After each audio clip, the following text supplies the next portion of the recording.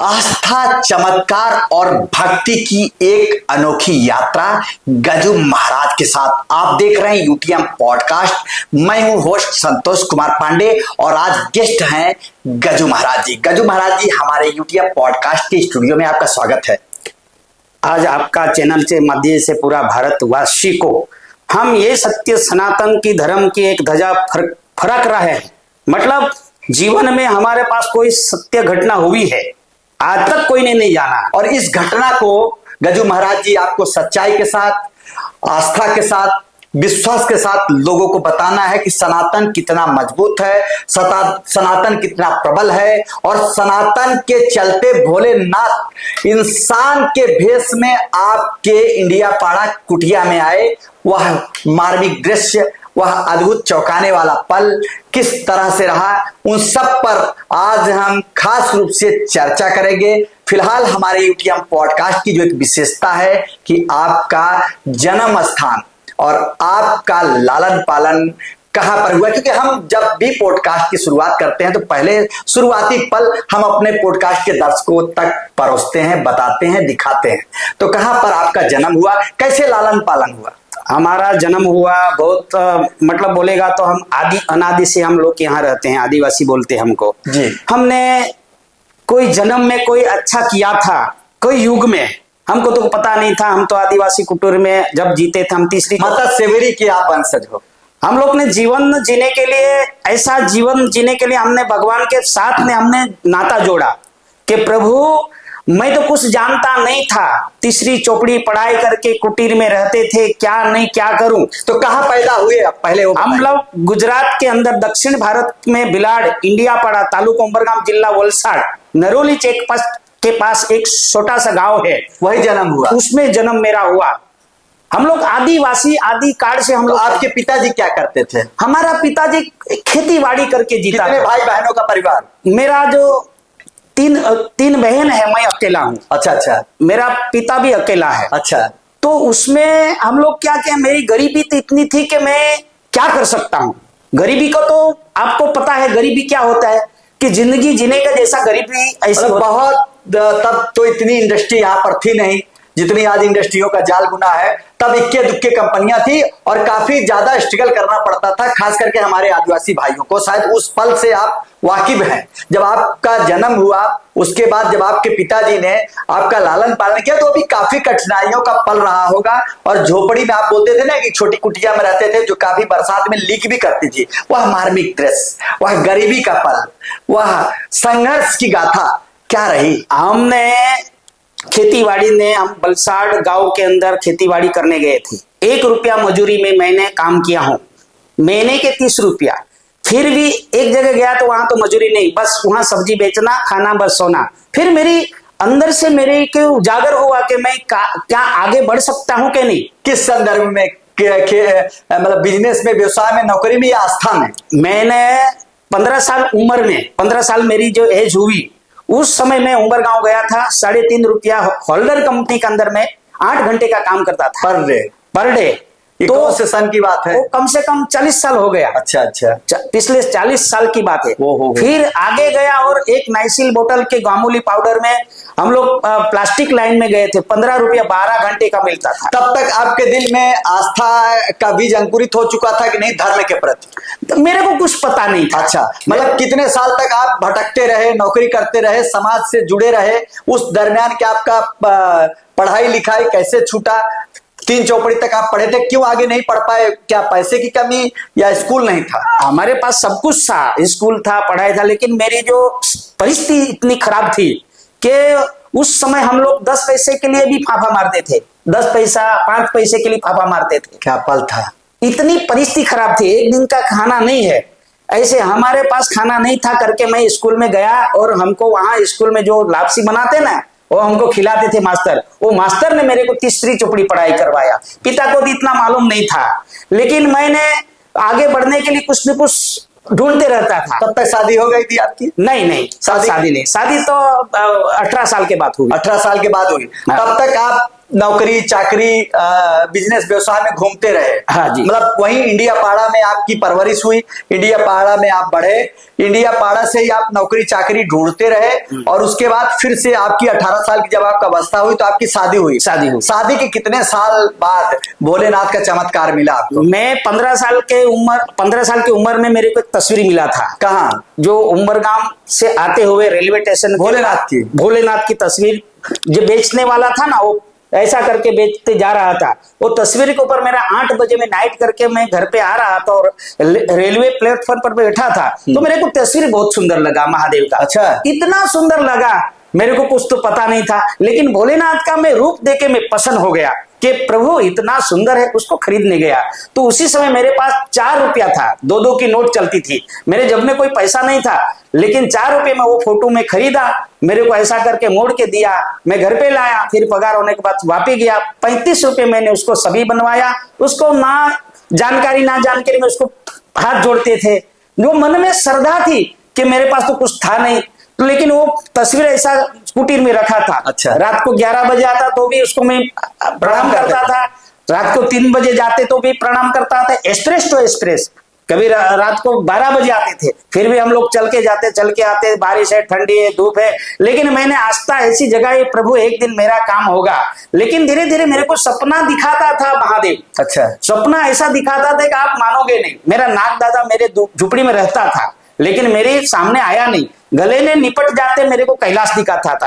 कैलाश इतना सुंदर है, कौन बोलता है? सपने में देखते थे? सपने में हम लोग नाग दादा आगे चलता। किस उम्र में ये सब नजारा आपको नजर आता था? वो करीब मेरा 16 साल उम्र में, 16-17 साल में आपने फोटो खरीदी। हाँ। और 15 साल से भोले के प्रति आपका एकदम आस्था जगती गई, बढ़ती और उसके बाद 16 साल की अवस्था में आपको सपने आने लगे आपकी कुटिया में। और जो नाग देवता रहते थे, अक्सर तो यहाँ जंगली प्लेस था। हाँ। तो नाग, सांप, बिच्छू, जोगर, गोजर, ये तो आप सबका आभूषण है, आदिवासी भाइयों का आभूषण है जी। उनसे उन्हें डर नहीं लगता, वो अपना हित ऐसी समझते हैं, नाग देवता भी उन्हें आदिवासी भाइयों को ज्यादा नुकसान नहीं करते। फिर 16 साल की अवस्था में क्या परिवर्तन आया? परिवर्तन है कि मेरे को जब सोता हूं ना, तब आता है नाग दादा, गले में निपट जाते, बड़ी बड़ी गुफा, सपने में बड़ी बड़ी गुफा दिखाते। ऐसी भगवान की गुफा है कि उसके अंदर ऐसा झुम्मर लगा है, तो उसमें इतना प्रकाश है, मैं दर्शन करके आ जाता हूँ। फिर धीरे धीरे मेरी आस्था बढ़ती गई, तो मैंने आगे बढ़ने के लिए ऑटो सीखा। अच्छा। ऑटो सीखने के बाद मैं थोड़ा नशे में आ गया। नशे में आते आते लोगों को संग करके मैं बर्बाद हो गया। अच्छा। बर्बाद होते होते भगवान का नाम छोड़ा नहीं मैंने। अच्छा। पर काफी समय, कम से कम 12 साल तक ऐसा चला, स्ट्रगल करते रहे। 12 साल चला गए, खाते पीते ऐसा करते। भगवान ने मेरे को ऐसा बर्बाद कर दिया कि मेरे सामने कोई मच्छर नहीं आता था, आदमी तो नहीं आता, क्योंकि बर्बाद होने के बाद कोई नहीं आता है। जब मेरे पास था कुछ, तब लोग छोटे बड़े आके हमको पूछते थे कि गजू भाई, उस समय मेरा गजू भाई था, अभी गजू महाराज बोला, उसके पास गजानन महाराज संतों ने दिया नाम। तो करते करते मैं भोलेनाथ को प्रार्थना कर, प्रभु एक बार मेरे को आगे बढ़ाओ। तो ऐसा करते एक दिन मेरे घर में जो है बहन की शादी करने के लिए 2 मांगनी आई, 2 लोग आए, 2-3 मांगनी आए। मेरे पास पैसा नहीं थे, वो लोग बोलता हमारे घर पे ही शादी करवाओ ना। तो मैं बोला ठीक है। तो हमारे घर में वो मांगनी करने आया, तो मैं कहीं चले गया था, पिता के झोपड़ी में बैठ के, ये लोग को दारू पिया। दारू पीने के बाद तो हमारे झोपड़ी में कुछ ढूंढने गया था, तो वहां नाग दादा प्रकट हो गया। वो मैं सपने में देखता था, वो सही प्रकट हो गया। वो प्रकट होने के बाद वो लोग ने मार दिया। अरे बाप रे! उनको बड़ा नाग था ना, उसको मार दिया। मैंने देखा ना, पत्नी मेरी गई थी दोपहर पे कपड़ा धोने, जब हम लोग नदी में जाते थे कपड़ा धोने के, खाड़ी में, तो वहां आया तो ऐसा 7 फीट का लंबा था नाग, वो लोग ने देखा। तो उसको जाके, वो अभी जो मंदिर बना उसके जाके जंगल में जला दिया। तो मेरे को शाम को बोला कि अपने घर में नाग दादा मार दिया। उसी समय मेरा जीवन में जो इतना मुसीबत आया ना, जैसा नाग दादा मारा, ऐसा बोलता मेरी शरीर से शक्ति विराम होने लगी। बाप रे बाप! जब सपने में देखता था तो मेरे पास शक्ति था, जब नाग दादा मार दिया बोले तो मेरी शक्ति को विराम होने लगा। और धीरे धीरे 2 महीने 3 महीने करते मैं धीरे धीरे बीमार हो गया। ऐसा बीमार हो गया जैसा नाग दादा तड़प के मर गए, वैसा मेरे को खाली हाड़ पिंजर था मेरे शरीर में। 9 महीना तक मेरे को मरने को रख दिया था। उसी दरमियान जिस दिन से नाग बाबा को इन लोगों ने उस दिन मार दिया, तो बोले ना उसको जला दिया, मैं देखा नहीं, मेरे पत्नी ने देखा। तो उसी समय मेरे जीवन में सब सपना बंद हो गया कि अभी क्या करूं यार, उसको मार के जला दिया। उसी समय धीरे धीरे मैं 9 महीना तक मैंने पथारी में रहा था। पथारी बोलेगा तो ऐसा वैसा कोई कंतान, मेरे पास तो कुछ था नहीं ना, तो ऐसा सुला देते थे, ऐसा हाड़ पिंजर था। हाँ, कभी श्वास लेता हूं कभी नहीं, आधा शमशान में चला गया था। लेकिन मैं भगवान को बोला, महादेव को, अगर मेरी कहीं जन्म के जो अपराध है मेरे को माफ कर देना, एक बार मेरे को खड़ा कर दे, मैं नौकरी बिजनेस छोड़ दूंगा, आपके नाम से मैं गली गली में जाऊंगा, गली गली में प्रचार करूंगा। जब से मैंने सब छोड़ के कितना साल, कम से कम 35 वर्ष तक मैंने ये काम करते रहा। एक दिन महादेव ने वो मन में नक्की किया कि मेरे को झुपड़ी जाना है। सबसे पहला दिन जब आपको एहसास हुआ कि कोई दिव्य शक्ति आपकी झोपड़ी में आपसे मिलने आई है, कैसा पल था, कैसा वह खुशनुमा याद थी, कैसे लगा आपको कि जब कोई दिव्य शक्ति, आप उस अवस्था में थे कि आप बोल नहीं सकते, आप चल नहीं सकते, आप सांस नहीं ले सकते। आपने अभी कहा कि अस्थि पंजर सिर्फ आपके बॉडी का नजर आ रहा था। उस दरमियान आपके कहने से मैं लगभग 30 साल से तो हो गया, मैं आपका भोलेनाथ पर कई इंटरव्यू कर चुका हूं, लेकिन आज पॉडकास्ट में मुझे अवसर मिला कि नहीं, आपको तहकीकात से हमारे पॉडकास्ट के दर्शकों को बताना है जो आस्था विहीन हो गए हैं, जिन्हें देखिए यहाँ एक विश्वास की बात होती है। लोग बोलते हैं अगर भगवान है तो दिखता क्यों नहीं जी, लेकिन अगर हर जगह भगवान दिखने लगे तो मानेगा कौन, पूजेगा कौन जी। और भगवान ऐसा नहीं कि डायरेक्ट आएंगे दाढ़ी और मूछ और बाल बना के कि मैं भगवान हूं। भगवान इंसान के भेष में है, भगवान जानवर के भेष में है, भगवान डॉक्टर के भेष में है, भगवान गाड़ी के भेष में है। जहां पर भी आपको जरूरत पड़ती है, अगर आपको हेल्प मिलता है तो वो भगवान है। बस देखने का नजरिया आपका किस नजरिए से होना चाहिए। गजू महाराज जी, वह पल कैसा था जब कोई दिव्य शक्ति आपकी झोपड़ी में, आपकी कुटिया में आपसे मिलने आई? जब मैं घर से निकल जाता हूं तो क्योंकि दोपहर को खाना नहीं मिलता है, शाम को, क्योंकि मेरे पास ऐसी परिस्थिति हो गई, ये तो उनकी कृपा है, उसको बर्बाद करूं तब मेरे को नाम लेगा। जब बर्बाद नहीं होता है तब ज्ञान नहीं मिलता है, दुखी नहीं होता है तब ज्ञान नहीं मिलता है। हर आदमी को पैसा देके कहा है ना कि दुख में सुमिरन सब करे, सुख में करे न कोई, जो सुख में सुमिरन करे, दुख काहे का है। तो मैं सुबह से निकल जाता था तो घूमते घूमते, वो बात तो नहीं, अभी आप 9 महीने तक जब आप बीमार थे तो कैसे आप नई ऊर्जा के साथ खड़े हुए? उस दिन मेरे को पत्नी ने बोला कि भाई आप अभी इतना परेशान है, तो सिलवास में एक डॉक्टर था आयुर्वेदिक का, भी उसकी लड़की है, कलेक्टर के बाजू में है, तो वो डॉक्टर के पास हम लोग 25 रुपए लेके आए थे। कितना? 25 रुपए लेके आता था। मैं घर से निकलता था तो 1 घंटा तो रोड पे चलने का मेरे को इतना तकलीफ थी तो मैं चल नहीं पाता। क्या होता था आपको? मतलब शक्ति नहीं था, मतलब हार्ट की जरूरत। वो नाग देवता के जाने के बाद आपकी पूरी शक्ति चली गई। 9 महीने तक आप मतलब या तो अभी मरे या तो कल मरे, ऐसा पल आ गया। फिर आपकी पत्नी ने कहा कि आप वहां जाइए। कहीं ना कहीं पत्नी में भोलेनाथ का एक आदेश आया होगा कि गजू महाराज जी इतने संकल्पित हमारे भक्त हैं, इन्हें हमने बहुत परेशान किया और इनकी बहुत हमने परीक्षा ली और आज भी इनकी भक्ति हमारे प्रति है। तो कहीं ना कहीं आपकी पत्नी के रूप में उन्होंने आपको प्रेरित किया कि आप जाओ। फिर कैसे चमत्कार हुआ वहां से मैं यहाँ आया। धर्मपुर वाला डॉक्टर बोलते हैं, वो तो गुजर गया, उसकी लड़की है, आयुर्वेदिक का डॉक्टर है, उसने मेरे को 25 रुपये में सेवा दी, थोड़ी सी टिकड़ी दी, एक इंजेक्शन डाला। मैंने डॉक्टर साहब को बोला मेरे पास हड्डी है, चमड़ी तो है नहीं, तो उसमें इंजेक्शन टूट जाएगा तो मेरे को मुसीबत है। वो हंसते हंसते बोला अच्छा हो जाएगा। तो धीरे धीरे में अच्छा होने लगा। अच्छा होते होते होते होते होते होते फिर उधर उधर मैं घूमते रहा, कुछ न कुछ करते रहा, चलते रहा। मेरा मन में नक्की था कि मैं एक दिन परमात्मा से कुछ न कुछ पाने के लिए कुछ होता हूँ। तो काफी समय तक मेरी परीक्षा हुई। उसके बाद एक दिन मैं यहाँ हाईवे पे था भिलाड़ में। तो भिलाड़ में उस दिन चैत्री नौरता था। चैत्री नौरता के अंदर मैंने एक आस्था लगाया कि आज नौरता है, माता जी का दिन है। उसी दिन भगवान शंकर जी, मेरे झुपड़ी के बाजू में एक घर था, उसमें मानव अवतार रूप में वो बैठा था। मैंने कभी गुरु नहीं किया, कभी मैंने संतों का देखा नहीं था। उस समय मैं अज्ञानता था, लेकिन उसकी पूजा में मेरे को थोड़ी थोड़ी आस्था था कि भोलेनाथ जरूर मेरा अच्छा करेगा। मतलब जहां कहा गया कि जहां आस्था अटूट होती है वहां भोलेनाथ चमत्कार और रास्ता दिखाते हैं। आपकी आस्था भोलेनाथ के प्रति अटूट थी और आप कई बार दावे के साथ हमारे चैनल के साथ भी कह चुके हैं कि किसी में दम है, अमेरिका हो, लंदन हो या किसी भी प्रकार के जो विकसित कंट्री हैं, मशीन लेके आ जाइए गजू महाराज जी के पास। और गजू महाराज जी का दावा है कि उनके घर भोलेनाथ इंसान के भेष में आए। वह कैसा पल था, संक्षेप में आप बताइए, हमारे दर्शक जानना चाहते हैं कि मेरे रोंगटे खड़े हो गए हैं। कैसे कैसे आपको पता लगा कि भोलेनाथ इंसान के रूप में आपसे मिलने आए? 1 घंटे से हमारा द्वार में उतरा।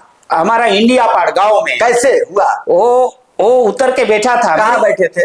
वो बाजू के घर में, झुपड़ी में। हाँ। मेरी कुटीर तो टूटी फूटी थी, उसमें तो कुछ नहीं था, वो झुपड़ी देख के बैठा था। तो यही मेरा तो आपको कैसे पता चला कि मेरे को आगमन हुआ कि मैं हाईवे पे था बिलाट, खुद आपको एहसास आगमन हुआ कि तू घर पे आ।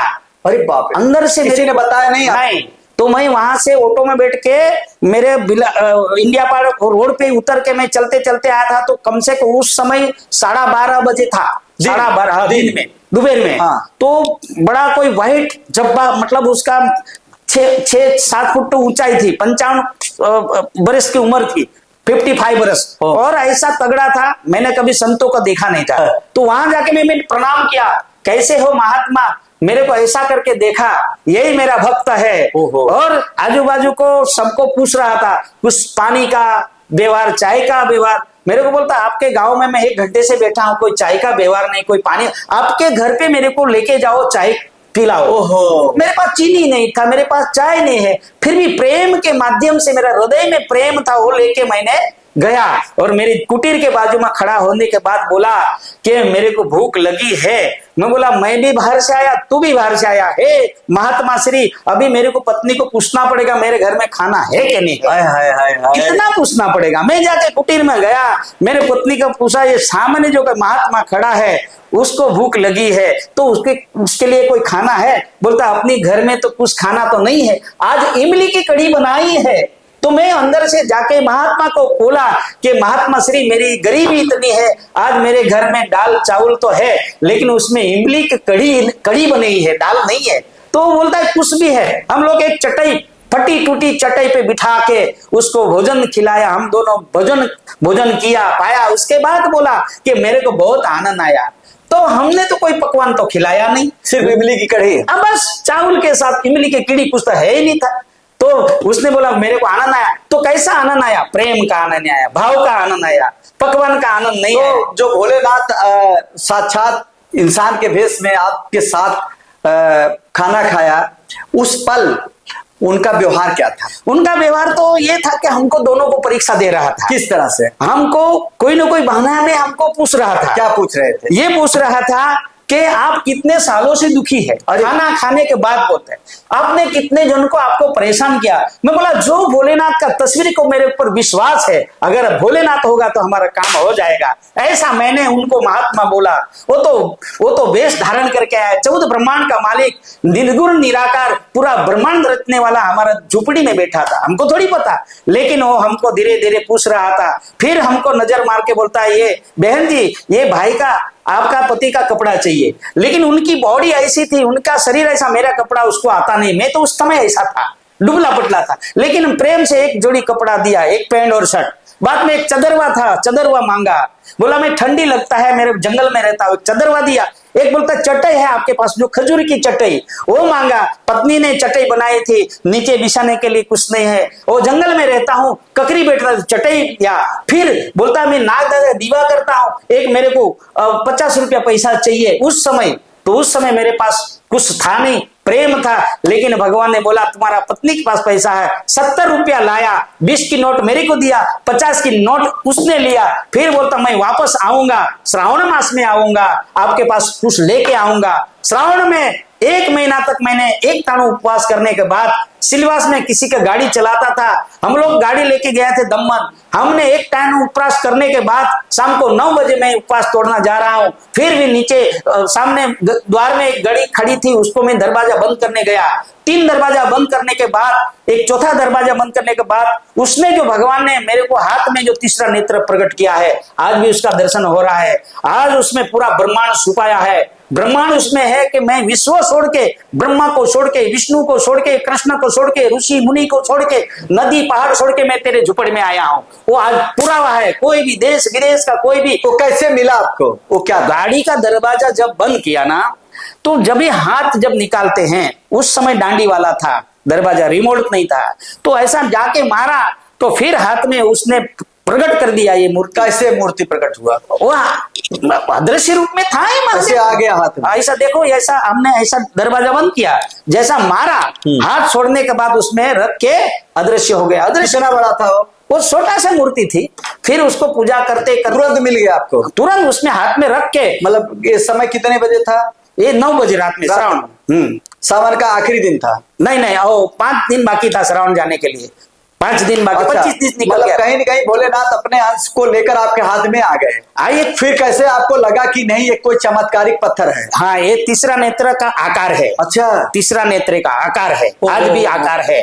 तो वो मैं पूजा करते करते 7 साल के बाद मैंने फोटो निकाला। 7 साल के बाद फोटो निकालने के बाद उसमें तो पूरा ब्रह्मांड दिख रहा है। जब आपको त्रिनेत्र उन्होंने अपना दिया, तो उस समय कुछ परिवर्तन, कुछ आपके गरीबी से अमीरी की तरफ नहीं रहा, ऐसा कुछ आपको नजर आया? क्योंकि भोलेनाथ जब आपके घर पे खा के गए थे तो उन्होंने आपको कहा था कि हम फिर से आएंगे और कुछ न कुछ लेकर आएंगे जी। तो जब उन्होंने आपके हाथ में अपना त्रिनेत्र दिया तो क्या गरीबी दूर जाने लगी कि नहीं आपसे? धीरे धीरे क्या हुआ कि मैंने प्रचार करने लगा। प्रचार करने के बाद क्या कि लोग, कोई 4 आदमी निंदा वाले हैं, 1 आदमी श्रद्धा वाले हैं। अभी का कलयुग में जमाना में कोई भगवान कौन देखा, ऐसे आज लोग कहानी बनाते हैं। भगवान देखना जैसा नहीं, भगवान भी बताया कि आप किस रूप में देखना चाहते हो। अगर आपको कोई मदद कर रहा है तो वो भी भगवान हो सकता है, कोई डॉक्टर आपका बढ़िया इलाज कर रहा है वो भी भगवान हो सकता है, कोई आपकी जान बचा रहा है वो भी भगवान हो सकता है। तो मतलब मानो तो देव, नहीं तो पत्थर। तो उसका परिवर्तन कैसा आया मालूम है कि उसकी पूजा करते करते करते हमने किसी को पता चला कि वहां कोई भगवान उतरा, ऐसा पता चला। किसको पता चला? वो गांव वाला उधर उधर। ये कौन से सन की बात है? वो कम से कम हो गया वो 40 साल। ये भी? हाँ, मतलब 40। मेरा तो उम्र अभी 60 साल हुआ है। अच्छा, 15 साल की अवस्था है, मतलब 5 माइनस कर दो तो मतलब 40-45 साल के बीच में ये पूरा लीला भगवान ने आपके साथ रचा। हाँ, तो एक आदमी बीमार आया तो हर जगह हॉस्पिटल पर जाके आया। वो ओडिशा गांव के प्रिंस कंपनी में वो उसका पिता नौकरी करता था, वॉचमैन में। अच्छा। तो उसका लड़का जो 2.5 साल का था, तो 2.5 साल का लड़का को गले में कोई, मतलब डॉक्टर बोलते कि कैंसर जैसी बीमारी, ऐसी बोलते थे, गला पूरा पक गया था, पूरा पस हो गया था। तो हमारे पास आया सुबह 8 बजे कपड़े में उसको बिठा के। तो मैंने देखा तो ऐसी आंख ऐसी थी, ऐसी थे, ऐसा पड़ा था। तो माँ और पिता तो इतने रोते थे। अगर उस समय हमको थोड़ी पता कि मैं क्या करूं क्या नहीं। भगवान ने हमको सत्ता दिया, लेकिन सत्ता कैसा मालूम पड़े, किसी का भला हो तो मालूम पड़े ना। तो उसी दिन मेरी पत्नी बोला कि उसको जाने दो, यहाँ मर जाएगा तो अपने गले आ जाएंगे, लोग बोलेंगे वो भगत ने मार दिया। लेकिन मैंने ऊपर वाला से थोड़ा सा संकेत किया कि कहाँ भेज रहा है। अंदर कुटीर में गया और वही त्रिलोचन का जो अभिषेक करके उसके 2 बूंद मुंह में डाला चमची से, दूसरे दिन गला जैसा था वैसा ही हो गया। आज भी वो जिंदा है। आज भी 27 साल का उम्र है, वहां कचिगम में रहता है। उसका नाम है राकेश, 2.5 साल का। भोलेनाथ के उस अमृत रूपी जल से, हाँ, उसका जो उनके ऊपर अभिषेक किया, क्योंकि तो महादेव के हाथ से बनाई हुई है ना। आज दुनिया में ऐसा कोई आदमी मिले हमको कि चैलेंज करे, तो मैं चैलेंज के साथ बोलता हूं, आपके पास कोई भी मशीन है, कोई भी जांच करने का मशीन है, चाहे नासा है, चाहे अमेरिका है, चाहे चाइना, कोई भी है, हमको यहाँ आकर टेस्टिंग करो। अगर गलत है तो चाहे जीना नहीं है तो प्राण दे दूं, अगर गलत है हमको जेल में डाल दो, मैं पूरी जिंदगी जेल में रहूंगा, कोई हमको डर नहीं, लेकिन दुनिया वाले को अच्छा बताने के लिए हम लोग कलेजे के साथ भगवान को जोड़ के बात करते हैं। जो महादेव आया तो आया है ना, उसमें कौन सा, आज भी हमारा द्वार बना है तो इतना बड़ा द्वार के अंदर हर एक प्रोग्राम होता है। जगत गुरु शंकराचार्य द्वारका वाला आया 2024 में, हमने निर्णय लिया है यहाँ बड़ा धाम बनाए, उसमें 51 शक्तिपीठ का भी निर्माण हमने किया। लगभग तो हमने बड़े बड़े यज्ञ के, आपके हाथ से भी बड़े बड़े यज्ञ तो करवाए हैं।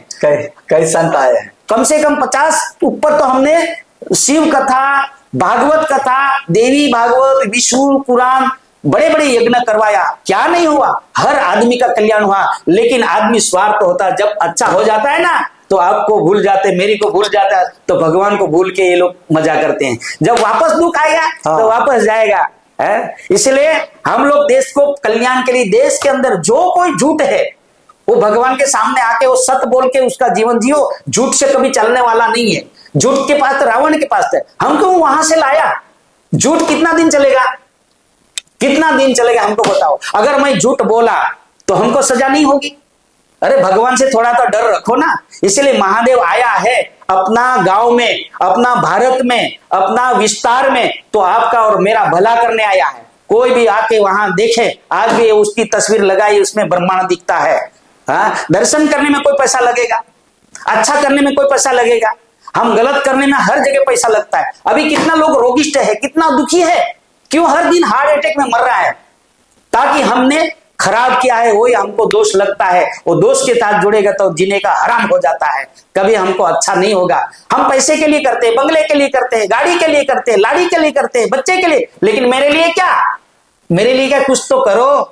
दुनिया के लिए हमने बहुत किया, मेरे लिए कोई अच्छा काम करो। जाके शमशान में जाने के बाद यमराजा भी आपको बोला कि जाओ भाई, आपका कैलाश तरफ गांव में जाने के लिए तुम अच्छा कर्म किया है। अगर जो अभी आज चोरी करो, कल हमको पुलिस हमको जेल में डालेंगे, तो यहाँ भगवान की चोरी करके कौन बचने वाला है? यमराजा छोड़ेगा नहीं, उसके लिए नरक भी नहीं है। आज लोग भूल गए हैं, हमारे पास 2 करोड़ आया, 5 करोड़ आया, 10 करोड़ आया, ये 2 दिन की जिंदगी का अंदर है। तो जो भोलेनाथ जी जब आपके सामने आए थे तो उनका दर्शन आपने तो किया, पत्नी का भी कराया और लोगों को कराया आपने दर्शन उनका, ये बता के कि ये भोलेनाथ है? नहीं, भोलेनाथ तो वो मानव रूपी के पास, वो मानव रूपी आए थे ना। आपके दिल ने माना, लोगों से आपने चर्चा नहीं किया? चर्चा तो मैंने धीरे धीरे कर, बाद में जाने के बाद धीरे। लेकिन जब भोलेनाथ आपकी कुटिया में आ गए, आपके साथ बैठे थे, तभी आपको एहसास हो गया कि भोलेनाथ है? उसने हमको पूरा वहां से हमको मगज में ऐसा डाला कि जैसा अंदर से कोई बात करता है वैसा वहां से हमको बात करते हुए, तो ये जो तीसरा नेत्र के अंदर ये लाइव है, लाइव जी अपने बंगले पे कैमरा लगाते हैं ना, वैसा ही तीसरा नेत्र कैमरा है। कौन क्या कर रहा है वो देख रहा है। 2 आंख बंद है, तीसरा नेत्र खुला है, प्रकट है, उसमें सब हम कैद है। तो उसमें से सब इंडिया वाले, भारत वाले, क्या भगवान कौन देखा? अगर मेरे पास जो भगवान है उसका पुरावा है ना, मेरे पास प्रमाण पत्र है, वो देखा सकता है। त्रिनेत्र को आप वो लोग लैब टेस्ट भी कर सकते हैं कि कहाँ का पत्थर है। ये एक बार हम लोग अमेरिका भेजा फोटो, अमेरिका से बड़ा बड़ा संशोधन ने बोला ये प्राचीन है।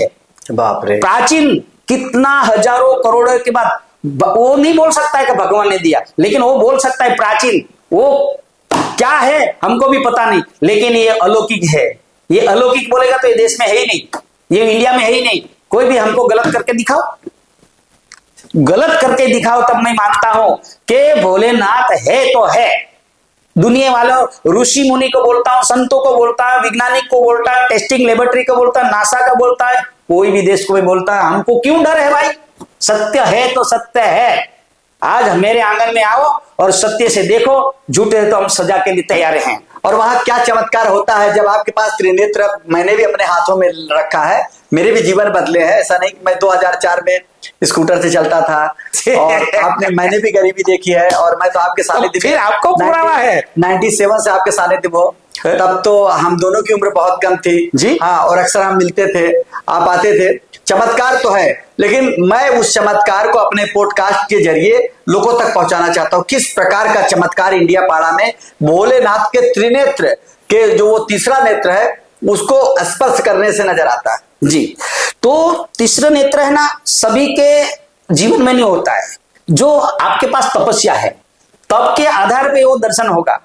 बाकी गलत होने से, देखो ब्रह्मा ने तपस्या किया तो एक दिन भगवान से कोई थोड़ा सा कोई गलत बोलने से उसको दंड मिला। विष्णु ने तपस्या किया तो उसने उसको भी परीक्षा, नेत्र निकाल के, नयन को नेत्र को निकाल के शिवलिंग पे चढ़ाया।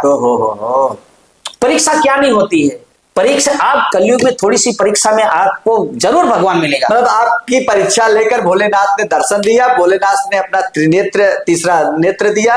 उसके बाद गजू महाराज कैसे बने, फिर गजानन महाराज कैसे बने? जब हमारे पास, मैंने थोड़ा सा कार्य करते गया, हाँ, छोटा सा कार्य, उसमें आपने भी बहुत कार्य किया ना। बड़े बड़े ऋषि मुनि आप भी लाया ना। बिल्कुल बिल्कुल। बड़े बड़े संतों आप भी लाया, बड़े बड़े यज्ञ तो आपने भी करवाया। पूनम आई, अवधूत बाबा आए, महाप्रभु आए, फिर और आपने जुलूस निकाला, आपने रथ यात्रा निकाला, आपने उनका जो है बड़ा धार्मिक कार्यक्रम भी किया 4-5 दिनों का है। फिर कितने लोग, हजारों लोग वहां खाए। बहुत ही पौराणिक प्लेस है, बहुत ही अच्छा। मेरे बाजू में दरबार कुटुंब रहते हैं, नरोली वाले क्षत्रिय, वो आधा नरोली आके वहां से आनंद लिया ना। जो आदमी अज्ञानता से ध्यान, जो अज्ञानता क्या होता है, मैं ये आज अपने इस मंच से गजू महाराज जी, आप हमारे पॉडकास्ट के लोगों को किस तरह से बताना चाहेंगे कि सही में इंसान के रूप में भोले बाबा आपके पास आए। अब आप मेरी तरफ आंख मत करके आप हमारे दर्शकों की तरफ बताइए कि भोलेनाथ कैसे आपके घर पे आए, कितनी सच्चाई है और कैसा जीवन बदल दिया आपका। देखो, हमने ये जीवन में जिंदगी जीने के लिए तो आए थे, लेकिन जिंदगी हार गए थे। लेकिन अगर जो मैं तस्वीर पे विश्वास नहीं करूं तो मैं कब का शमशान में चला जाता। लेकिन इतना सा विश्वास करने के बाद हमको भगवान ने करोड़ों जन्म के बाद हमको ये इंडिया में पसंद किया। एक समय मेरा ज्योतिष बोलता है कि एक समय तू ब्राह्मण था, दूसरे अवतार में तू क्षत्रिय था, तीसरे अवतार में आदिवासी में क्यों डाला? अगर हार जाऊं तो अपन के आंगन में हार जाऊं, अगर तू जीत जाएगा, लेकिन बिजनेस नहीं करना। आज हर लोगों को मैं आनंद दिलाता हूं, आज भी दिलाता हूं। कोई भी देश के अंदर ये कोई नहीं बोलेगा उनके बिना पैसा हमारा काम होता है। बिना पैसे कोई रोगी है, कोई दुखी है। अरे अभी एक आदमी का कम से कम 15 साल के बाद 2 बच्चे आए, उसने क्या नहीं ट्रीटमेंट करवाया होगा। 2 बच्चे आए, 2 संतान, एक लड़की और लड़का। अभी 2 महीना हुआ। वो नाहौली में रहते हैं, कोली पटेल बोलते हैं, पटेल। वो अपना मोरखल में नौकरी करता है, उसकी पत्नी स्टेट बैंक में है। गलत बोलने से क्या हमको कोई फूलहार का माला पहना दिया गया कोई? इसीलिए भोलेनाथ की शक्ति आई है और भोलेनाथ साक्षात हमारे द्वार में उतरे हैं। जिसको देखना है वो आके देखे। और गलत है, हमको जितनी सजा है भारत में इतना कर दो। लेकिन इंडिया वाले को, भारत वाले को बोलता बुद्धि सुधारो, तुम बुद्धि भ्रष्ट नहीं करो। आज की बुद्धि भ्रष्ट करके तुम्हारा नुकसान हो रहा है, लेकिन दूसरे का नुकसान करने में तुमको फायदा नहीं है, क्योंकि आज देश में भ्रष्टाचार हो गए, इतना भ्रष्टाचार है। अरे तुमको नरक में भी कोई नहीं लेगा। जब गरुड़ पुराण में पढ़ोगे तो भगवान बोलता है तुमका सजा हमारे पास साधन नहीं है। कितना भोगेगा तुम? 84 लाख यूनि तो आप बोल सकते हो, लेकिन 6 महीने जेल में जाओ ना, पता चलेगा कि सजा क्या होती है। 6 महीने हॉस्पिटल में जाओ, पता चलेगा। लेकिन 84 लाख यूनि नहीं दिख रहा है। जब तुम्हारों को यहाँ से शमशान में जाने के बाद आपको यम राजा बोलेगा तुम्हारा ये सजा है, भोगो ना। मनुष्य एक ही बार मिलता है, बार बार मनुष्य अवतार नहीं मिलता है सर। बड़े भाग मानुष तन पावा जी। तो हमको ज्ञान होना चाहिए। भगवान को आप बोलते हैं हमको क्या दिया? अरे एक उंगली काट के डॉक्टर के पास मांगो कि मैं 4 करोड़ देता हूं, उंगली मेरे को वापस दो।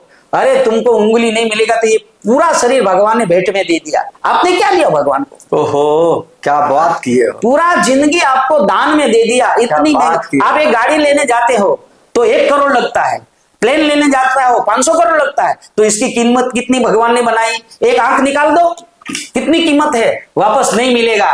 तो भगवान को कभी गलत से आप मत बोलो, सत्य से बोलो, प्रेम से बोलो। भगवान हमारा देशवासी को माता पिता है, शिव और पार्वती हमारा पिता है, माता है। हमारा धरती पे आया कलयुग में हमारा माता पिता होता है, तो सबका माता पिता महादेव। उसको कभी भी ये नहीं बोलो कि भगवान ने कुछ नहीं दिया। अगर एक बार भगवान को बोलो कि प्रभु ये इतना दिया है और उससे हम अच्छा नहीं करें, किसी का भला नहीं करें और किसी को खून करते हैं, किसी को तुमने गला दबाते हैं, किसी को तुमने बुरा करता है, वो करने आया देश में?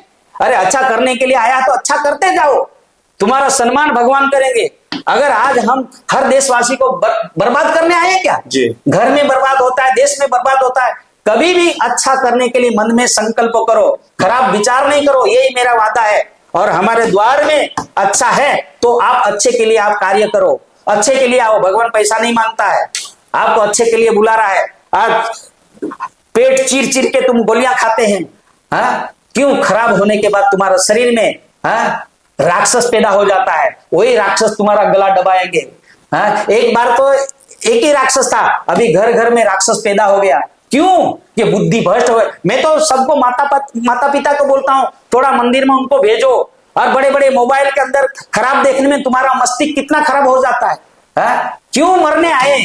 कभी मरने कोई नहीं आया, अच्छा करने आए हम लोग।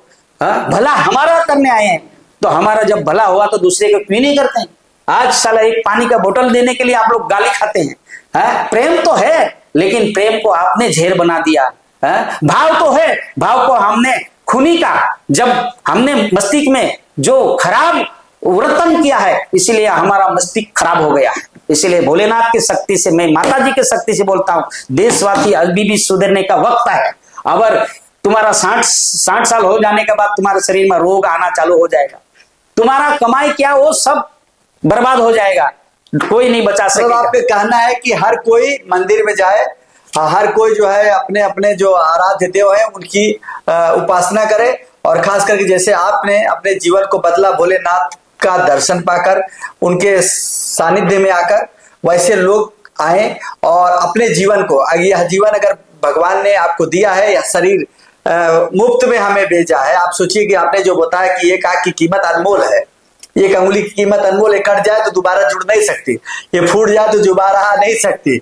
और सबसे बड़ी बात कि ब्रह्मांड में इतने सारे लोग हैं इंसान के रूप में, उनकी शकल किसी से मिलती नहीं। एक तो बहुत बड़ा चमत्कार कि भगवान जो डाई बनाता है, जो रचना बनाता है, जो रूप बनाता है, वो कहीं मैच नहीं होता।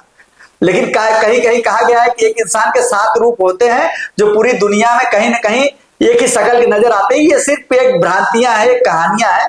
लेकिन जैसा कहा गया है कि गजू महाराज के जो नाक है, आंख है, चेहरा है, मुंह है, वो अकेला है ब्रह्मांड में, वो दूसरा नहीं। तो कहीं ना कहीं इसके पीछे मानना पड़ेगा कि जहां विज्ञान खत्म होता है, वहां से सनातन की आस्था शुरू होती है।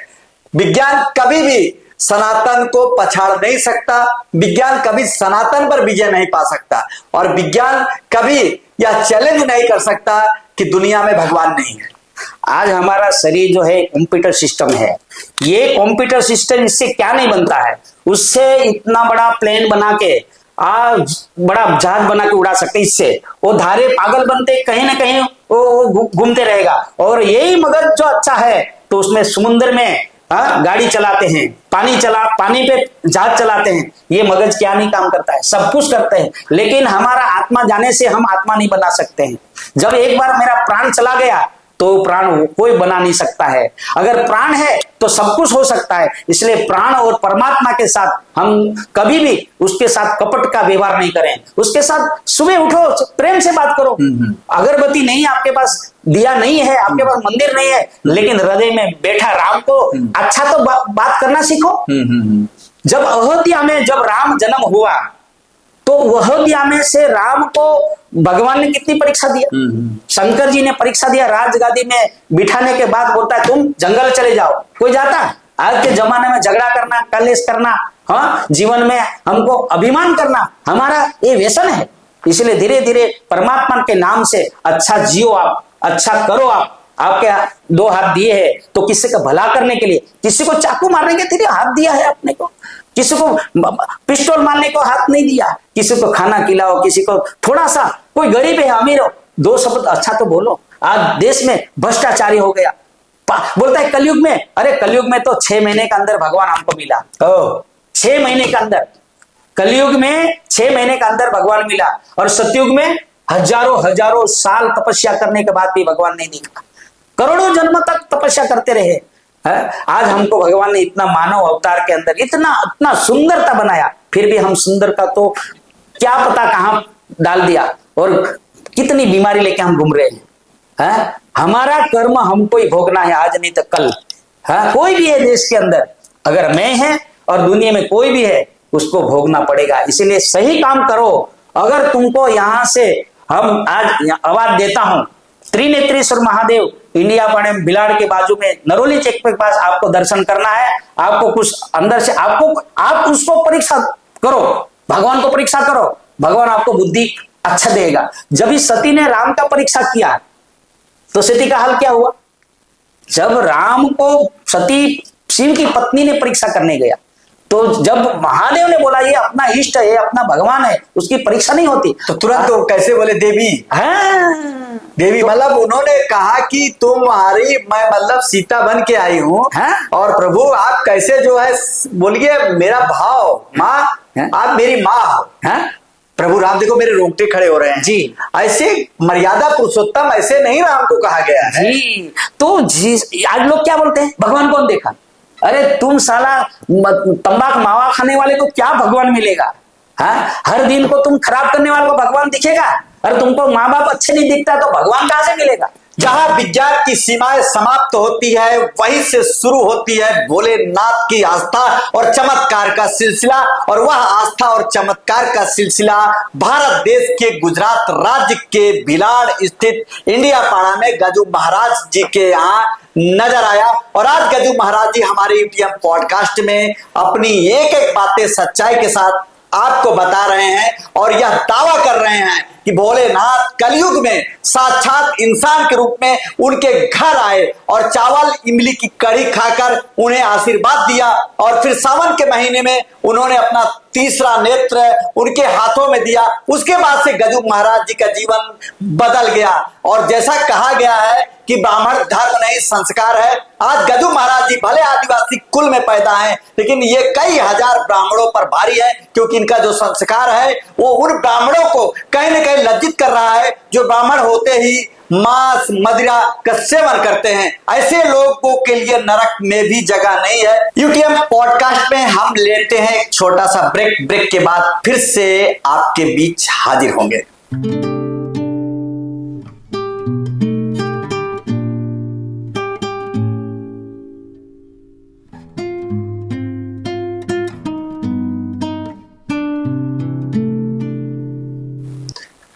यूटीएम पॉडकास्ट में फिर से एक बार आपका मैं स्वागत करता हूं। जैसा कि कहा जाता है जहां आस्था अटूट होती है वहां भोले बाबा स्वयं मार्ग दिखाते हैं। और वही मार्ग कहीं न कहीं भोलेनाथ ने गजू महाराज जी को दिखाया, जिनकी आस्था उनके प्रति अटूट थी। मरण सैया पर भले ये पड़े रहे लेकिन इनकी एक दृढ़ इच्छा थी कि ये फिर से खड़े होंगे और फिर से भोलेनाथ जी का जो एक विचार है, जो भोलेनाथ जी की कार्यशैली है कि निस्वार्थ भाव। भोलेनाथ जी तो आदि और अनंत है, उनका ना जन्म हुआ था ना उनका मरण हुआ था। ऐसा कहा गया है कि वो स्वयं प्रकट हुए थे। ब्रह्मा और विष्णु से बहुत ही प्रभावशाली भोलेनाथ है। उन पर अगर हम चर्चा करेंगे तो शायद हम उस चर्चा को संपूर्ण नहीं कर पाएंगे, वहां तक हमें जाना भी नहीं है। लेकिन गजू महाराज जी ये बताएं कि जो परिवर्तन इंडिया पाड़ा में भोलेनाथ ने आपके अंदर, आपके परिवार के अंदर ले आए हैं, उस परिवर्तन के पीछे क्या आपका त्याग, क्या है आपका विश्वास और क्या आपका बलिदान किस तरह से नजर आता है? परिवर्तन यह है कि हमारा जीवन में जो कुछ, हमारा जीवन में जो अपराधी जीवन था, हम लोग का अपराधी जीवन क्या था? मांस, दारू, तंबाकू, बीड़ी, सिगरेट, सब ये परिवर्तन एकाएक भगवान के हमारा जीवन में उतरने के बाद ये सब परिवर्तन लाया कि आज मैं प्याज लहसुन नहीं करता हूँ, चाय कॉफी नहीं करता हूँ, कहीं बाहर का खाना नहीं खाता हूं। क्यों? कि हमको शरीर में परमात्मा राम जो बैठे हैं तो राम के अंदर हम अच्छी भक्ति डालें जाके हमको शरीर को ताकत मिले।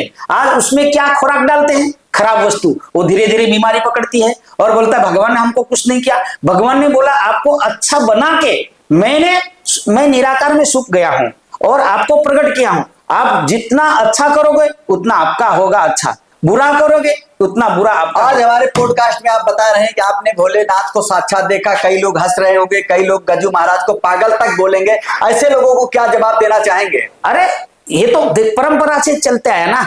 जब परंपरा में कृष्ण भगवान साक्षात था, राम साक्षात था, उसी समय भी राक्षस थे ना। जो माताजी साक्षात थे उसी समय भी राक्षस है, लेकिन भगवान को कोई फर्क पड़ता नहीं।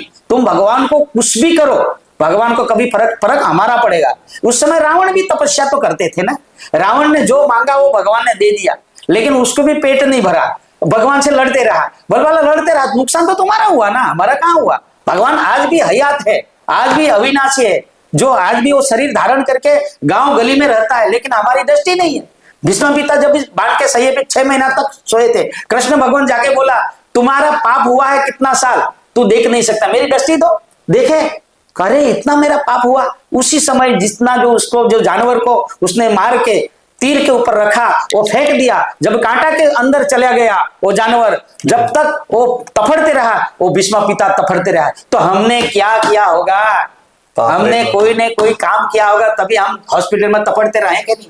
हाँ, हमने खराब किया तो जेल में सड़ते रहे कि नहीं। जिंदगी तो एक दिन आई है, एक दिन जाना है। 2 दिन की जिंदगी में आपको 100 साल दिया, 100 साल में तो आप क्या नहीं, अरे भगवान का पिता बन सकते हैं, हाँ, भगवान का मित्र बन सकते हैं, लेकिन हमारी दृष्टि खराब है, हमारा जीवन में जबान खराब है, हम सत्य नहीं है, हम खाली बस पशु जैसे समान जीते हैं। पशु भी अच्छे हैं, लेकिन भगवान ने बोला 84 लाख यूनि कोई कम नहीं है, 84 लाख बोलना नहीं है, लेकिन 100 साल में 84 लाख को बिता दो, उसको 84 को पार कर दो। अरे एक बार वापस भगवान बोलता है ना, पहली धोरण से कहां तक आदमी पढ़ता है, पहली धोरण में जाता है और डॉक्टर बन जाता है, इंजीनियर, कितनी परीक्षा आता है, वो परीक्षा 1 लाख रुपया लेने के लिए कितनी परीक्षा। तो भगवान बोलता है ये शरीर लाने के लिए कितनी परीक्षा, फिर भी आप बोलते हैं बच्चे है ना, आप समझते नहीं, आप मैं माफ कर देता हूं। इतना तो नहीं करो ना, जैसा माफ होता है वैसा हम लोग आनंद लेते हैं, फिर भी पाप करते हैं। जो भी बिच्छू होता है ना, बिच्छू, हाँ, वो डंक मारता है। एक संत होता है, वो संत बिच्छू को बचाने के लिए हाथ में लेता है, लेकिन वो अनपढ़ है, वो अभन है, वो डंक मारते जाएगा और संत बचाते जाए। वैसा भगवान आपको बचाते जाता है, हम पाप करते जाते हैं। लेकिन एक दिन तो समझो कि हमारा जीवन में पाप क्या होता है। बार बार भगवान बचाता है, कहीं ने चोट लगता है तो हम बोलते हैं राम, कहीं भी दर्द होता है राम, कहीं भी भूख लगती तो राम, कहीं भी मुश्किल आता राम। तो राम के ऊपर क्यों तुम कब कीचड़ उड़ाते हो? हाँ, एक तरफ अच्छा बोलता है, एक तरफ भगवान को तुम गलत बोलते हो। ये कहाँ का ये देश में हमारा जीवन है भाई। इसीलिए जीवन जीने के लिए मैं सबको बोलता हूं, भगवान स्वयं आज भी है, और देखना है तो इंडिया पाड़े में आ जाओ, गजानन महाराज के घर पे आपको मैं भगवान दिखा देता हूँ। वाह वाह, भगवान दिखा देता हूँ कलियुग में। अगर तुम्हारे पास कोई भी है सामग्री, मशीन है, टेस्टिंग है, लेबोरेटरी है, कोई भी आ जाओ, कोई भी संशोधन है, आपका देश का वड़ा प्रधान भी आ सकता है, तो उसको भी मैं दर्शन करा सकता हूं। आपके इंडिया में जो कोई है, छोटे बड़े ऋषि मुनि संतों कलाकार, नासा, सबको दर्शन करा सकता हूं। ये गजू महाराज को कलयुग में महादेव आमने सामने मिला है, कलयुग में मिला है। और कोई चैलेंज करे, हाँ, गजू महाराज जी अब आपकी अग्नि परीक्षा है, हाँ, गजू महाराज जी अब आपको यह परीक्षा देना है, हाँ, कि सही में आप साबित करो कि भोलेनाथ आपके घर पे आए थे, हाँ, और यह साबित करो कि भोलेनाथ का जो त्रिनेत्र है, हाँ, आपके पास है, हाँ, कैसे आप साबित करेंगे? अरे साबित तो उनको करना है ना, हम तो आपका दर्शन करने के लिए, भगवान ने मेरे प्रमाण पत्र दिया है ना। तीसरा नेत्र हमको भगवान ने स्वयं भगवान के हाथ से बना है। तीसरा नेत्र, तीसरे नेत्र का चमत्कार क्या है, शक्ति क्या है? शक्ति तो है तुम्हारा जीवन। मतलब अगर आज उसको कोई असाध्य बीमारी भी, जैसा कि आपने कहा कि एक बच्चा कैंसर हो गया था और उसको आपने 2 बूंद पिलाया, वो ठीक हो गया, और आज भी लड़का जिंदा है, 27 साल की अवस्था हो चुकी है। आप कह रहे हैं, मैं नहीं कह रहा हूं, ये दावा आपका है जी। इस तरह की और कितने दावे सही हो सकते हैं? अरे आज तक तो करीब आज 45 वर्ष में कितने अच्छे होके चले गए हमको भी पता नहीं। ओहो, लेकिन अच्छा होने के बाद कोई नहीं आता। जय भोलेनाथ। जब आपको जरूर पड़ती है कि प्रभु मेरे एक बंगला बन गया है, बंगला बनने के बाद वो चला गया। अभी नरोली के अंदर भी लोग कितने आए हैं और कितने अच्छे होके गया, फिर भी आने के लिए उसका मन नहीं, क्योंकि पैसा मिल गया। हमारा मतलब दुनिया स्वार्थी है, स्वार्थी है, और भोलेनाथ हंसता है, देखता है कि चल भैया इसने मांगा, दिल से मैंने दिया। सिर्फ एक गजू महाराज जी ने मांगा और गजू महाराज को दिया, और गजू महाराज मेरा आज भी भक्त है, ऐसा भोलेनाथ मानते हैं। अपना गांव के अंदर नटू भाई पटेल मेरे पास आया था, और उस समय ये कोई राजनीति में जाना था। मैंने बोला कि आप जीत जाओगे। 10 साल राज किया कि नहीं भाजपा में, नटू MP ने किया कि नहीं, वो देखेंगे ना सुनेंगे ना। हमने सत्य बोला थे कि आप जीत जाओगे। वाह, तो स्मरण किया था भोलेनाथ को उस पल। उस समय नटू साहब को मैंने सामने बोला था कि सर आप जीत जाओगे। किसकी प्रेरणा से बोले थे? भोलेनाथ की। भोलेनाथ की प्रेरणा हुआ। अपने अंतर्ध्यान हो गया। मैंने जब बोला ना तो लोग निंदा करने लगा, अरे बोल रहा ये नटू भाई कहां से एमपी बनेगा। मैंने भोलेनाथ का आदेश होता है ना, वो पत्थर भी पिघल जाता है। जय हो जय हो जय हो। भोलेनाथ की शक्ति जब भी मरा आदमी को जिंदा करते थे, इतनी शक्ति है महादेव में है। इसीलिए हम लोग अज्ञानता है, हम लोग भगवान को पहचानने के लिए हमारे पास अच्छा जबान नहीं है। आप भगवान को क्या देख सकते हो? भगवान भगवान भगवान होता है, मानव मानव होता है। ये देशवासी में, इंडिया में, भारत में 140 करोड़ में लोगों में क्या अभिमान आया है? अरे आप बड़े बड़े मंदिर तो जरूर बनाओ, बड़े बड़े आश्रम बनाओ, लेकिन भगवान बनना आपका काम नहीं है। भगवान भगवान होता है। अगर भगवान तुम आज तमाम मंदिरों में आज अगर बात किया जाए, आस्था के नाम पर खिलवाड़ हो रहा है। कहा गया है कि 12 ज्योतिर्लिंग है।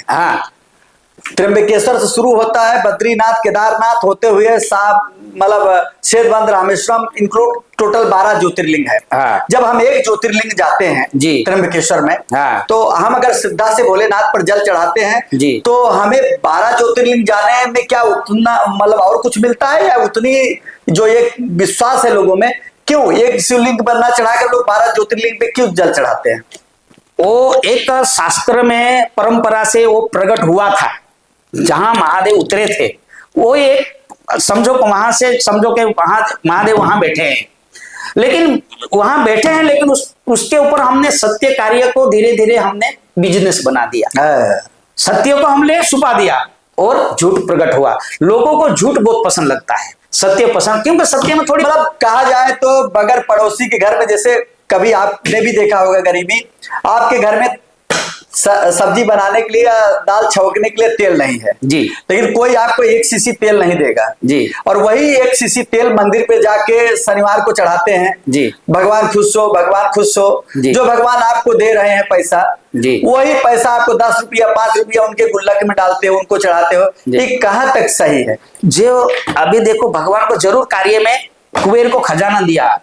कुबेर को जब भी भगवान ने अलकापुरी की नगरी, कुबेर का खजाना, लेकिन वो पैसा को एक सही दिशा में जाने के लिए भगवान की प्रार्थना करी कुबेर जी ने जाके महादेव से पूछा कि प्रभु आपने इतना भंडारा, इतना पैसा दे दिया, हमको इतना रुपया दे दिया, तो हमारे इतना पैसा देने के बाद बुद्धि भ्रष्ट हो जाए। और आपने देखा होगा कि अभी अयोध्या राम मंदिर में कितने बड़े चंदा घोटाला हुआ है, कितना चंदा चोरी हुआ है। जब कई सौ करोड़ रुपया आपके मंदिर में आ रहा है तो आप लंगर चलाओ, आप भंडारा चलाओ, गरीबों को खाना खिलाओ, ये तो परंपरा होनी चाहिए ना।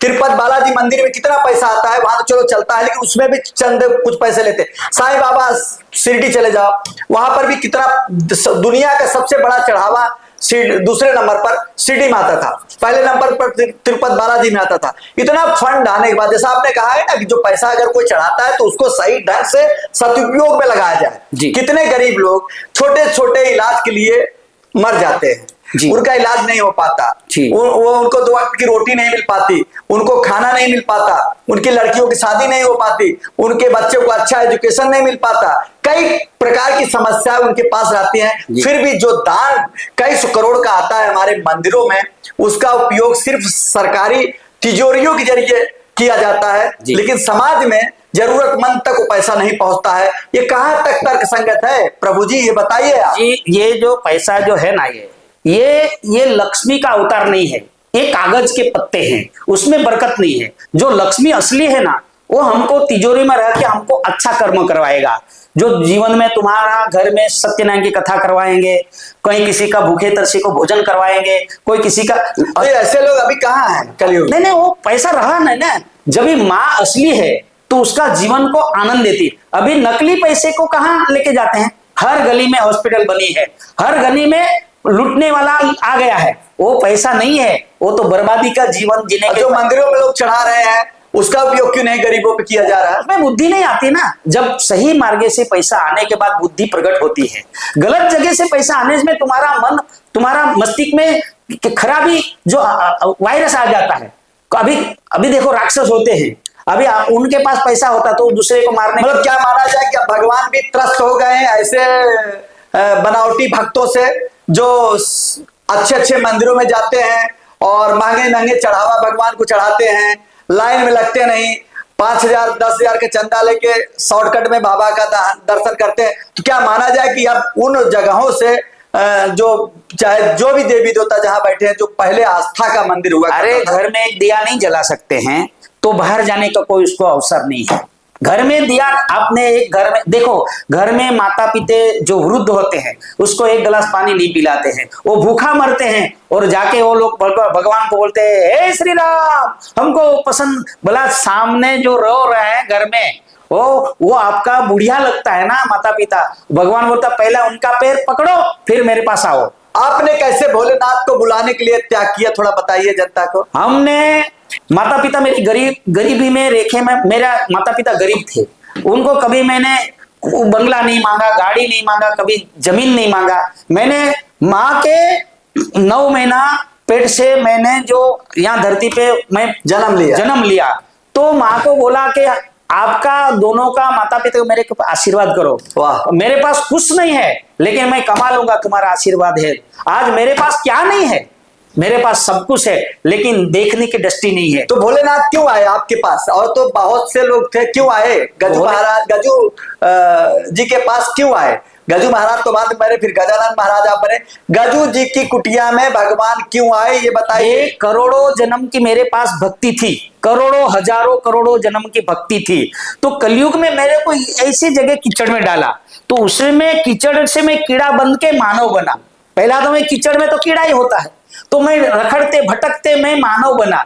मानव बनने के बाद भगवान ने बुद्धि दी, बुद्धि के साथ शक्ति दी, शक्ति के पास मैं भक्ति के अंदर उतरा तो मेरे को विशाल रूप उसको मैंने दर्शन किया। मानव रूप में दर्शन करने के बाद मेरे को प्रमाण पत्र मिला है और प्रमाण पत्र सबके लिए है, उसमें सब ब्रह्मांड छुपा है, आज भी देखता है, वो मेरे पास फोटो है उसमें देख सकते हो। भगवान मिलता है लेकिन भगवान के साथ अच्छा कर्म करने में बहुत दिक्कत होता है। आज कलयुग में एक आदमी धूप नहीं सहन कर सकता है, ठंडी सहन नहीं कर सकता है, बारिश नहीं सहन करता सकता है, तो भगवान कहाँ से मिलता है?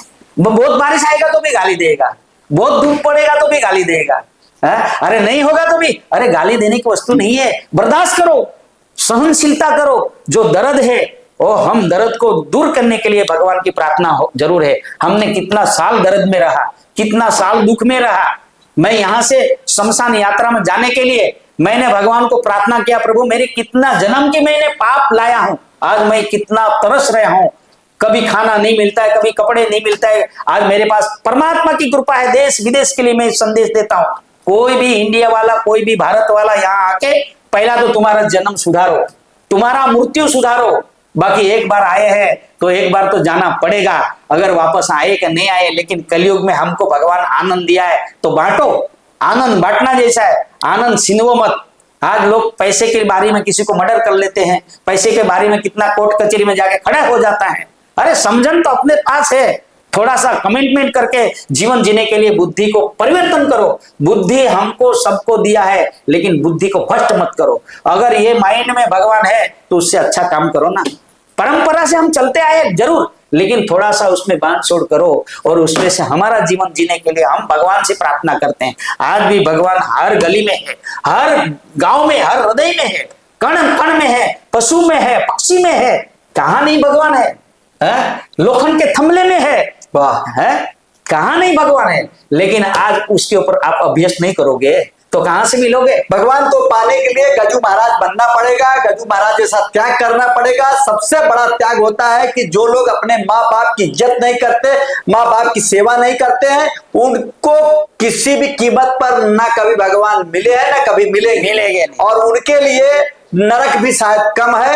ये सिद्धांत, ये सीख आप हमारे पॉडकास्ट के दर्शकों को बताना चाहेंगे कि अगर आपको भगवान को पाना है तो गजू महाराज जी ने कहा कि भगवान कड़ में है। और ये इंडिया के अंदर, भारत को मैं युवान लोगों को बोलता हूँ, युवान बेटे को बोलता हूँ, आपका माइंड सही जगह रखो, आपका माइंड गलत जगह मत रखो, नहीं तो आपका भी पतन हो जाएगा। और जैसा कहा गया, आप सांस लेते हो, हवा को आपने नहीं देखा लेकिन सांस ले रहे हो, तो मानो कि भगवान है। भगवान को हम भले नहीं देख रहे हैं, लेकिन हर वाणी को, हर शब्द को भगवान ही संचालित करा रहा है। भगवान की शक्ति से अंगुली उठ रही है, यह हाथ उठ रहा है। अगर भगवान की शक्ति ना हो तो आप उठा के बता दो, लकवा मार देता है, उठा के बताओ। इसीलिए विज्ञान को दुत्कारो।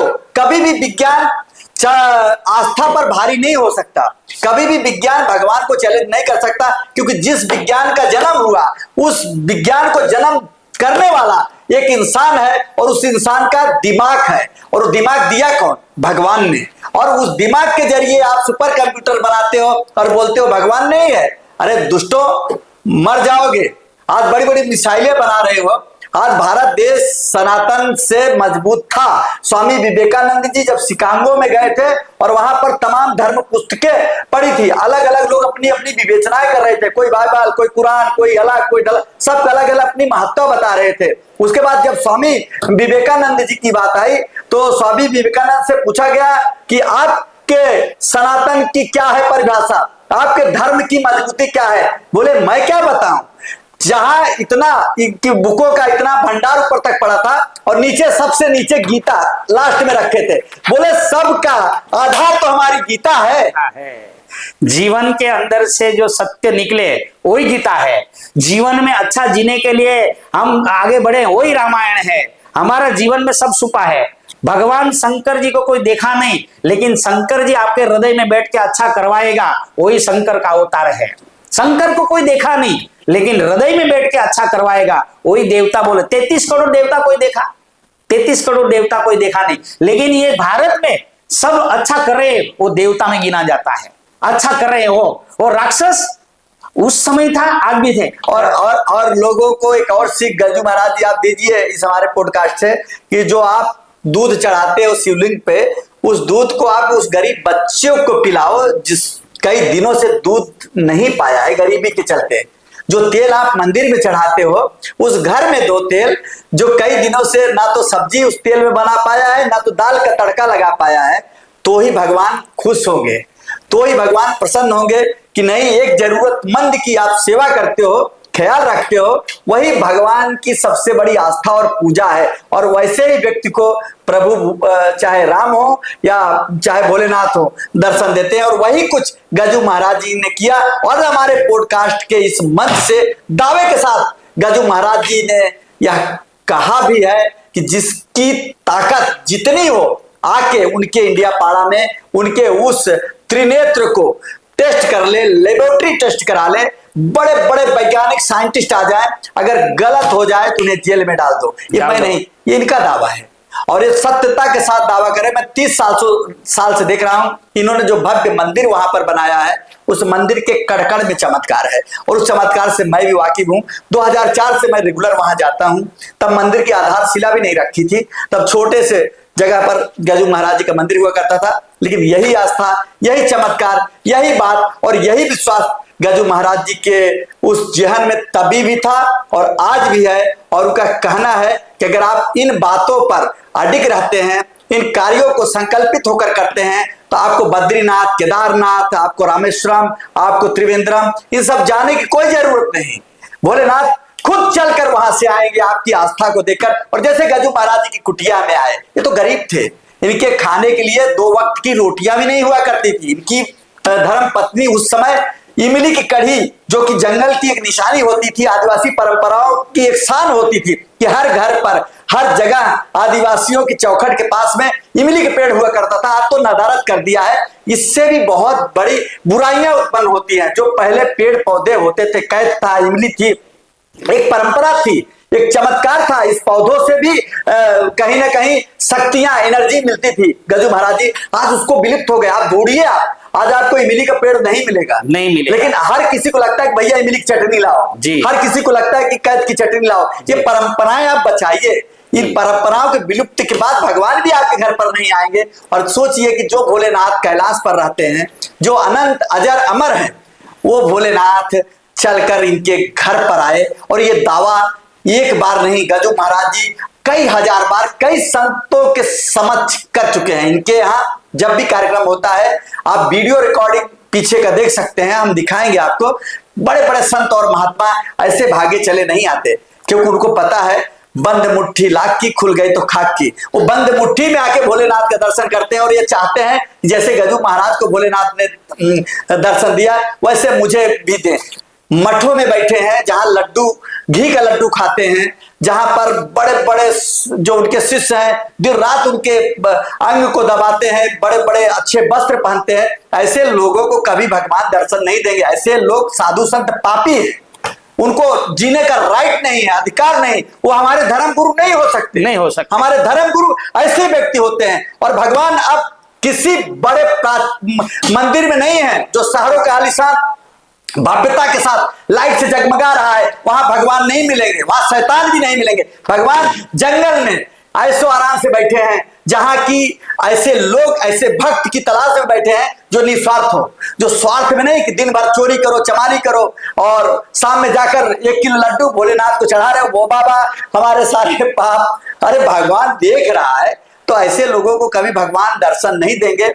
दर्शन अगर भगवान का पाना है तो गजू महाराज जी ने जिन राहों को बताया है उन राहों पे आपको चलना होगा, उन राहों पर काम करना होगा। जरूरतमंद को आपको हर प्रकार की सहूलियत और सेवाएं देनी होगी। ऐसा नहीं कि शिवलिंग पर दूध चढ़ाने से ही पुण्य मिलता है, बल्कि उसी दूध के पैकेट को आप जाइए गरीब दुखियारे के घर में, जो बच्चा रो रहा है भूख से, उसके माँ और बाप के हाथ में रखिए। शिवलिंग पर जितना दूध चढ़ाएंगे उससे कई लाख गुना ज्यादा पुण्य आपको मिलेगा। जी जी जी जी। तब भोलेनाथ दौड़कर कैलाश से आएंगे। और भोलेनाथ तो देखिए ना, असुरों को भी वरदान देते थे। उनके आस्था, उनकी आस्था क्या है कि जो संकल्पित होके उनकी उपासना करता है उसे यो मस्त कह देते हैं। तो भोलेनाथ तो भोले हैं, भोले हैं।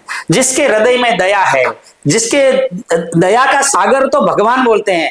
हाँ, भोले जिसको भंडार बोलते हैं, जिसका घर में भंडार है वो बांटते जाएंगे, खिलाते जाएंगे, उसको भोले भंडारी कभी भंडार घटने नहीं जाएंगे। आज का जमाना में क्या होता है, कर्म भी प्रधान है। आज लोग कर्म नहीं करते हैं, गरीबी जरूर दिखाते हैं। भगवान बोलता है मैं गरीबी नहीं दिखाता हूं, तुम्हारा गरीबी तुम्हारे हाथ में है। अच्छा कर्म के साथ सभी वस्तु ऊपर आती है। आज हमने पाप करते हैं फिर भीख मांगते हैं। क्या आप गजू महाराज जी आप मानते हैं कि आपका आखिरी जन्म है, इसके बाद कोई जन्म आपका नहीं होगा? क्योंकि भोलेनाथ के दर्शन के बाद तो अजर अमर, मतलब जिंदगी के जो ये चक्र है जीवन और मृत्यु के, इससे मुक्ति मिल जाती है। क्या मानते हैं कि आप बहुत बड़े भाग्यशाली, सौभाग्यशाली हैं? देखो, एक शरीर को 1000 बार अवतार होता है, करोड़ों बार। ये आत्मा जब 33 लाख योनियों में भटकने के बाद 84 लाख अवतार बोलते हैं, 84 लाख। तो ये जो आत्मा है, ये आत्मा तो कहीं भी घर कर देते हैं ना, पशु में, पक्षी में, कीड़ी में। लेकिन जो मनुष्य है ना, कहीं जन्म घूमते घूमते भगवान को अच्छा लगा हुआ। आपको एक गाड़ी लेना है तो कितने कागज बनाते हैं, फिर वो उसमें 10 लाख 20 लाख डिपोजिट भरते हैं। तो हमारा कर्म ऊपर डिपोजिट थे वहां। तो भगवान ने देखा कि भाई उसके पास तो बहुत पुण्य है, जाओ एक बार कलयुग में जाओ। जैसा कन्हैया जसोदा के घर में आया, वैसा हम किसी के माँ बाप के पेट में जो हमें अवतार लिया, तो अच्छा करने के लिए हम भारत में आए ना। तो आज क्या बोलते हैं, कलयुग में कौन देखा भगवान? इतने बोलते हैं भगवान कौन देखा। तुम किस आधार से ये देखते हैं? तुम्हारे हृदय में राम है तभी तो तुम्हारी आंख चलती है। तुम्हारे हृदय में राम है तो हार्ट चलता है। तुम्हारे हृदय में राम तो अंग चलता है। अगर तुम्हारा हृदय से राम निकल गया तो राम बोलो सत्य। तुम कभी सत्य नहीं किया तो कहां से सत्य होगा? अगर जो हृदय में राम है तो इतना तो विचार करो कि दूसरे का तो हम भला नहीं कर सकते हैं, तो खुद का तो करो। इतना तो राम से प्रेम करो, राम से इतना तो प्रेम से बोलो। और राम के ऊपर विरुद्ध है, तुम्हारे पास है क्या राम को देंगे? तो भोलेनाथ ने आपको जो आदेश दिया कि इंडिया पाड़ा में क्या क्या कुछ सपने में कभी आया होगा कि जो आज इंडिया पाड़ा में इतना बड़ा आपने मंदिर बनाया है, और कई आपके सपने हैं, कई आपके विजन है कि वहां पर वृद्धाश्रम हो, वहां पर गुरुकुल हो, वहां पर जो है संस्कारी लोगों का, साधु संतों का जब आगमन हो तो उनके लिए रुकने के लिए क्या बोलते हैं कि सराय हो, मतलब वहां पर हर प्रकार की व्यवस्था हो। क्या क्या सपने भोलेनाथ ने आपको सुझाए हैं वहां पर? सपने तो ये है कि देखो, ये हमारी सती जो थी, ये महादेव की असली पत्नी थी, मतलब पहली पत्नी थी। तो मैंने एक मन में नक्की किया, तो प्रभु आप तो आ गए हैं, लेकिन मैं माँ को भी बुला ना सकता है, माँ तू भी आ जा। इसलिए मैंने कम से कम 20 साल से मैं ये कार्य कर रहा हूँ माता जी के नाम से। माँ सती आप आओ। तो 51 शक्तिपीठ का निर्माण के लिए मैंने उजागर किया, लोगों को बोला हूं, 11 करोड़ का बजट मैंने बाहर निकाला हूं। प्लान आ गया है, मेरा रजिस्ट्रेशन हो गया और सोमपुरा है हमारा, सोमपुरा को प्लान भी है हमारे पास। तो मैंने सब कुछ करके दिखाया, उसमें आश्रम है, खाना अन्न क्षेत्र है, गौशाला है, हर वस्तु मैंने। लेकिन लोगों को इंटरेस्ट नहीं है। आपके पास 500 करोड़ है, मैं 500 करोड़ नहीं चाहता हूं, उसमें से 5 रुपया तो डालो भगवान के नाम से, तुम्हारा जीवन तर जाएगा। भगवान पैसा नहीं मांगता है, तो भगवान बोलता है उनके पास जाके क्या प्लान है देखो, सही क्या है गलत क्या, देखने के बाद तुम कार्य करो ना। हमको पैसे को कोई जरूरी नहीं है, हम ये पैसे सद्कार्य में वापरेंगे और आपका उद्धार करो, आपका बाल बच्चे सब, आपका भाई बहन, आप कल्याण हो। आप हॉस्पिटल में कितनी बार पैसे खर्चोगे, जरूर खर्चो, खर्चना चाहिए, लेकिन तुम बर्बाद होने के लिए हॉस्पिटल मत जाओ ना। कभी चोट लगे तो जाना पड़ता है, बुखार आता तो जाना पड़ता है। सही है कि अगर इंडिया पाड़ा में लोग दान पुण्य करेंगे और इंडिया पाड़ा आएंगे तो कभी बीमार नहीं होंगे, कभी हॉस्पिटल चक्कर नहीं लगाएंगे। देखो, पहले तो कर्म की आस्था होती है, जब कर्म खराब नहीं है, कर्म खराब है तो भगवान की जवाबदारी नहीं लेगा ना। आपने जो 10 लाख रुपया डाला और आपने चोरी किया तो भगवान आशीर्वाद नहीं देगा ना। आपने कोई मर्डर करके पैसा लाया तो भगवान नहीं लेगा ना। पैसा एक हमारा जीवन में मेहनत का होता है। आपने जो मेहनत, देखो आपने फैक्ट्री बनाया, इन्वेस्टमेंट किया, खेती किया, वाड़ी किया, आपने कोई ना कोई तो उसमें से डालो ना। जो पैसा ऊपर से नहीं गिरता है।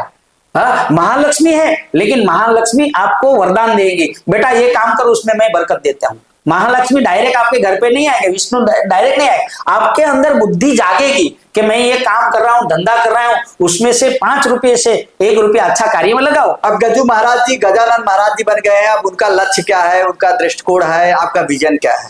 मेरा है, मेरे द्वार में भगवान आया है तो यहाँ 4 धाम की यात्रा है, लोगों को आस्था जागे, लोगों को आनंद जागे। मैं लोगों को आनंद देने के लिए बोलता हूँ, लोग यहाँ से आनंद ले।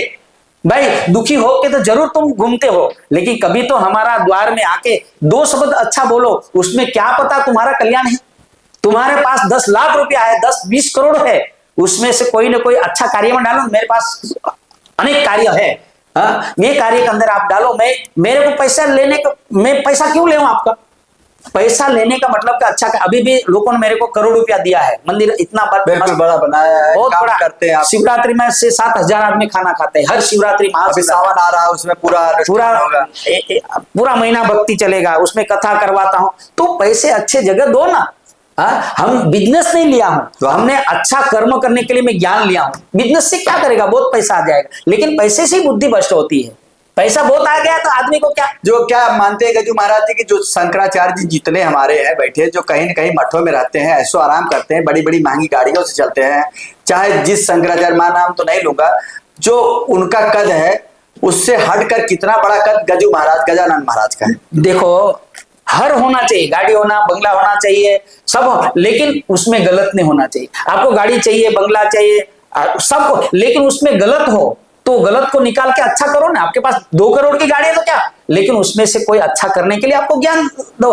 पैसा लेके किसी तो मतलब कि किसी भी मठ से अच्छा काम नहीं हो रहा। हाँ, अच्छा होने के लिए हमारा जीवन है। देखो, शंकराचार्य बने हैं, भक्त बने हैं, हमारा गिरनार में, जूनागढ़ में कितने सालों से बैठे हैं भगवान को देखने के लिए।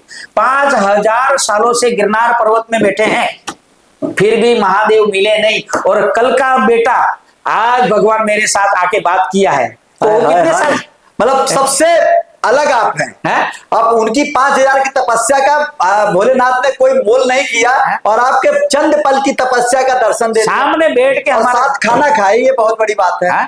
प्रमाण पत्र तो है। कल के डेट को लोग बोले कि नहीं गजू महाराज पागल है, इस तरह का दावा कर रहे हैं, पागल ही कर सकता है, तो उन्हें क्या जवाब देंगे आप? अरे भाई, मैं जरूर पागल हूं, लेकिन आप तो अच्छा है, आपका जीवन में जो अच्छा, मैं तो पागल हूं।